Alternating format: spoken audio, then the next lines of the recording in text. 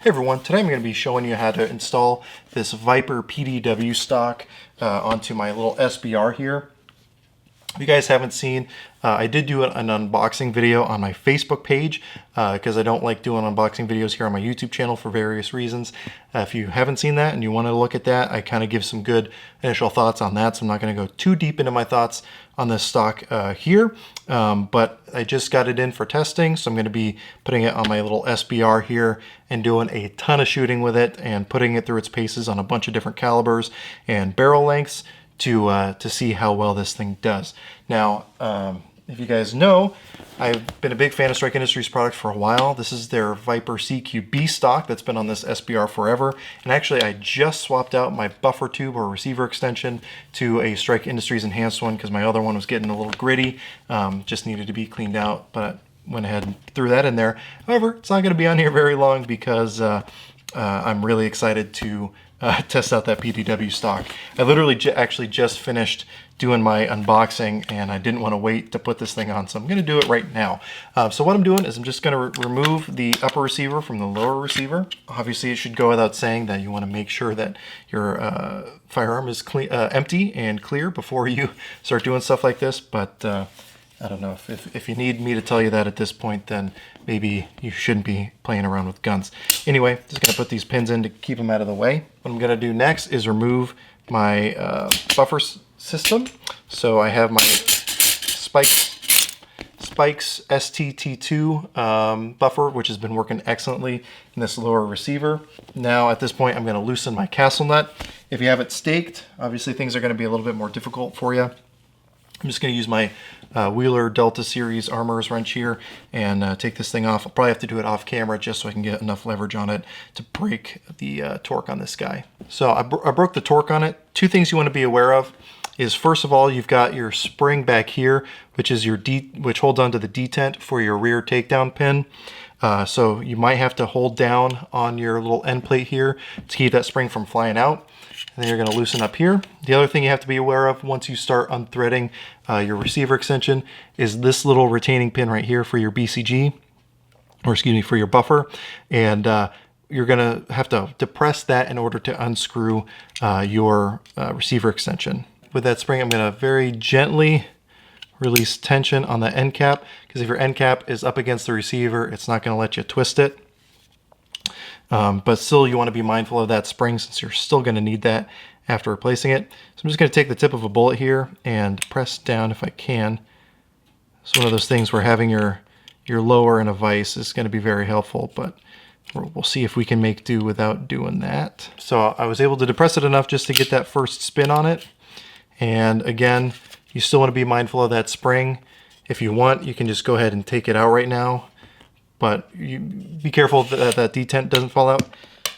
And then there, as you saw, we had the thing I just told you to watch out for, the little buffer retaining pin and its spring come flying out. So thankfully it just bounced right into me. But we're going to go ahead and just completely remove the receiver extension, stock, and end plate. And now that we have that removed, we're just going to set it off to the side. This will, at least the buffer tube, will be put onto another rifle so I can continue testing this, and then I'll probably keep this stock in case I need to replace it back from the CQB, or excuse me, the PDW stock. So now that we have it removed, we're ready to install the new one. So again, I've put the spring back into place, again making sure that detent did not fall out. If you look here on the front edge of the PDW stock, you'll see that little spot for the spring to help kind of guide that into place.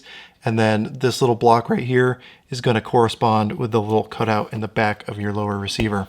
So what we're going to do is we're just going to, I'm going to try to trap that spring in that little hole just to help kind of guide things into place.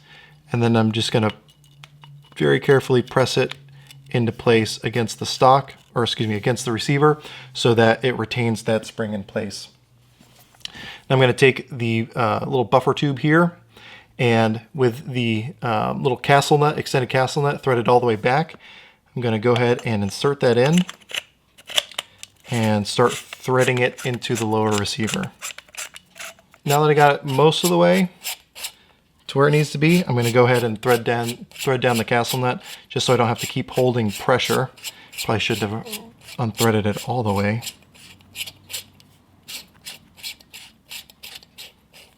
All right, just to make sure that that spring stays in place.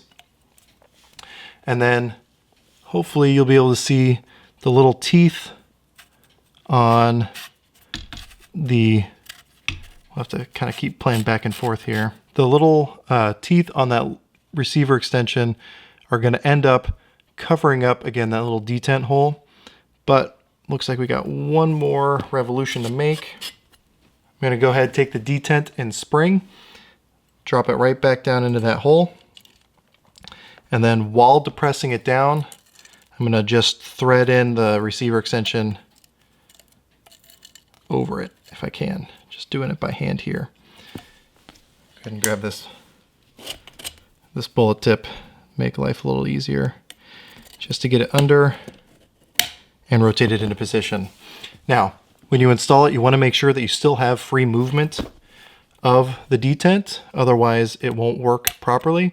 So you should still be able to depress it. Probably not going to be able to see in there, but it still is able to be depressed. You also want to make sure that it's not so far into the receiver that the front of the front of the receiver extension sticks out into the lower receiver. Those are both very bad things. Now, normally the instructions are going to tell you to put some blue Loctite on the threads before you tighten this castle nut all the way down.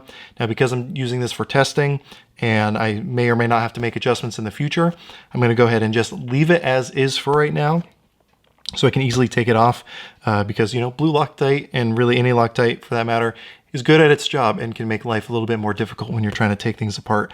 So I'm just going to go ahead and just torque this down enough with my armorer's wrench and a vise block, and then we will keep going. What I just discovered is, so I normally would use this tool to tighten down the castle nut. It doesn't fit over like it typically would on a regular mil-spec castle nut. However, I am able to lock it in like that, and then through that I'm going to be able to apply the necessary torque. Again, if I was doing this for realsies, I'd lock it into a lock the lower into a vise and make sure I'm getting it to the correct torque value. However, again, because of this, I'm just going to go ahead and do German torque and get it good and tight. Now, at this point, I'm going to go ahead and depress the little button back here and make sure that it will lock into its closed position and doesn't knock into anything. So you may be able to tell if you do have to assemble and disassemble the upper away from it. You're not going to be able to get to the pins with it closed. So all you got to do, again, with a firing grip, which is my favorite part about this, just stick your thumb up, push it on the button, and it retracts your stock. The last thing I'm going to do before putting the upper receiver back on is take my little buffer and spring and just slide it in. And again, it should be retained by the little retaining pin right there. If it's not, then you probably either didn't thread it in far enough or threaded it too far in. So with that in place, I'm going to take my upper receiver. Obviously, I have to have the stock extended so that I can get these pins back open. Throw this back on. And we'll go ahead, do a quick function check. So I'm going to pull back, try to get this on camera. I'm going to pull back, make sure everything works as advertised. You can lock it back, release it.